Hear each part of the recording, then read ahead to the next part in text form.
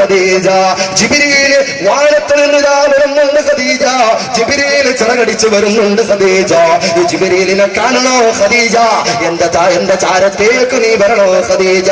ഉത്സാഹത്തോടെ അത്യാഗ്രഹത്തോടെ ഓടി വരികയാ ഖദീജ റളിയല്ലാഹു തആല അൻഹ. വന്നുകൊണ്ട് അല്ലാഹുവിന്റെ ഹബീബായ പ്രവാചകൻ മുഹമ്മദ് മുസ്തഫ സല്ലല്ലാഹു അലൈഹി വസല്ലമ തങ്ങളുടെ വിരൽത്തുമ്പുണ്ടല്ലോ, ചന്ദ്രനെ രണ്ടായി പിളർത്തിയിട്ടുള്ള വിരൽത്തുമ്പുണ്ടല്ലോ, രോഗികൾക്ക് ശമനം കൊടുത്തിട്ടുള്ള വിരൽത്തുമ്പുണ്ടല്ലോ, ശത്രുക്കളെ നിർത്തി വറപ്പിച്ചിട്ടുള്ള വിരൽത്തുമ്പുണ്ടല്ലോ, ലോകത്തെ ഞെട്ടി വറപ്പിച്ച വിരൽത്തുമ്പുണ്ടല്ലോ, ഒരുപാട് ഇതിഹാസങ്ങൾ പൂത്തുല്ലസിച്ചിട്ടുള്ള റിസാലത്തിന്റെ വിരൽത്തുമ്പുണ്ടല്ലോ.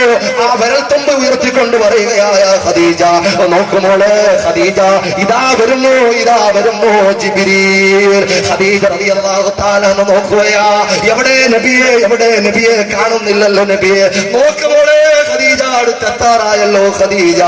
എവിടെ നബിയെ? നിങ്ങൾ തമാശക്ക് പോലും കള്ളം പറയാറില്ലല്ലോ നബിയെ. എനിക്ക് കാണാൻ പറ്റുന്നില്ലല്ലോ നബിയെ. എവിടെയാ നബിയെ? നബി തങ്ങൾ പറയുന്നു, ഖദീജ ദാ അടുത്തെത്തിയല്ലോ ഖദീജ. എന്താ ഖദീജ നിനക്ക് കാണാൻ പറ്റാത്തത്? എന്ത് വിഘാതമോ നിനക്ക് സംഭവിച്ചിട്ടുള്ളത്?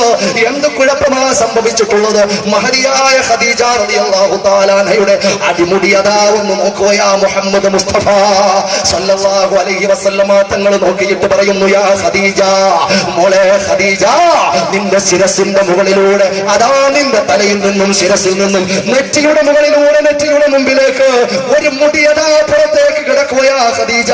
ഒരു മുടി പുറത്തേക്ക് കിടക്കുകയാ ഖദീജ. ആ മുടി നിന്റെ ഔറത്താ ഖദീജ. ആ മുടി നീ അകത്തേക്കിടൂ ഖദീജ. ആ മുടി അകത്തേക്ക് ഇട്ടപ്പോഴാ പ്രിയപ്പെട്ട സഹോദരങ്ങള്, ഖദീജ ബീവിക്ക് മുഖറബിലും ലോകിനെ കാണാനുള്ള ഭാഗ്യം സിദ്ധിച്ചിട്ടുള്ളതെങ്കിലോ, പെങ്ങളെ നിന്റെ ഒരു മുടിയാണോ 1000 മുടിയാണോ അന്യപുരുഷന്മാർക്ക് മുമ്പിലൂടെ പാറിപ്പറത്തി കൊണ്ടുപോകുന്നത്? ചിന്തിക്കണം. സ്വർഗം വീട്ടിലുണ്ട്. സ്വർഗമുണ്ട് വീട്ടിൽ, നരകമുണ്ട് വീട്ടിൽ. ഈ പറയപ്പെട്ട രൂപത്തിൽ വീട്ടിൽ അടങ്ങി ഒതുങ്ങി വേണ്ടത്